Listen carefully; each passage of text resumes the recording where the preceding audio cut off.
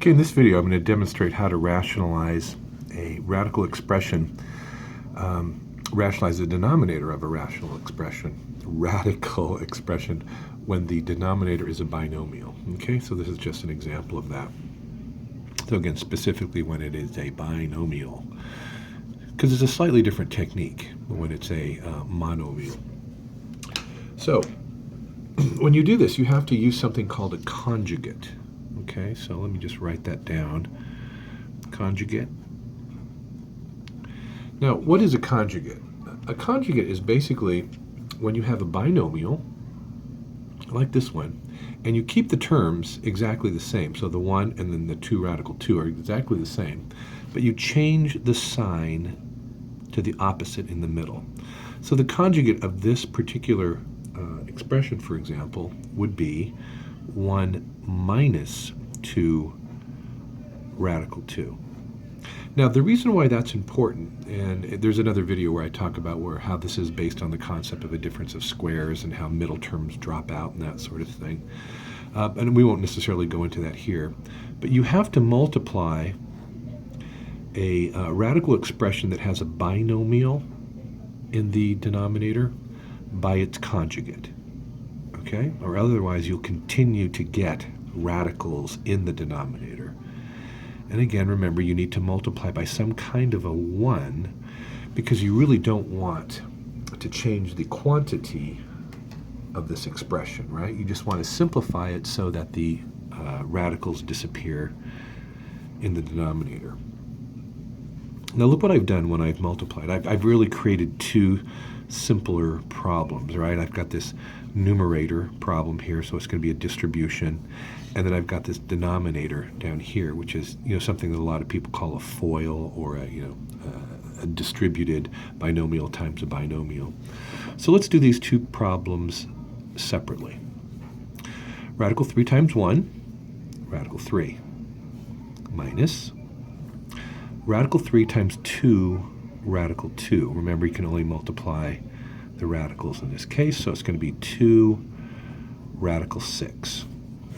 And that looks pretty good. So let's move on now to the denominator. Now watch what happens here. 1 times 1 is 1. 1 times negative 2 radical 2 is minus 2 radical 2.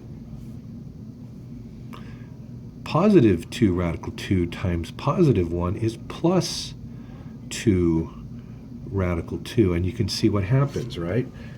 These two terms are going to cancel out. And I essentially have gotten rid of radicals now, but I'm still not done. So now I've got 2 radical 2 times a negative 2 radical 2, and that's going to give me a negative, multiply the like terms, 2 times 2 is 4. Radical 2 times radical 2 is radical 4. Now, fortunately for us, since they are conjugates, this is going to actually come out to be a perfect square, right? So let's continue on in the next line, and you'll see how the radicals have disappeared. So I still have radical 3 minus 2 radical 6 in the numerator. That's as simple as it can get.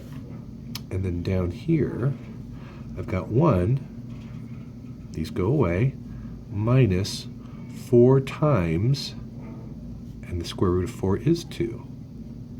So again, the radicals have disappeared. Let's just continue and finish this off. Radical 3 minus 2 radical 6, all over 1 minus 8, or a negative 7. Okay, now again, be cognizant that there are equivalent expressions that I can have here. Equivalent expressions where, for example, I might take the negative and move it up to the top. So this could be an equivalent expression, right? Negative, it was like I took this negative and floated it up to the top.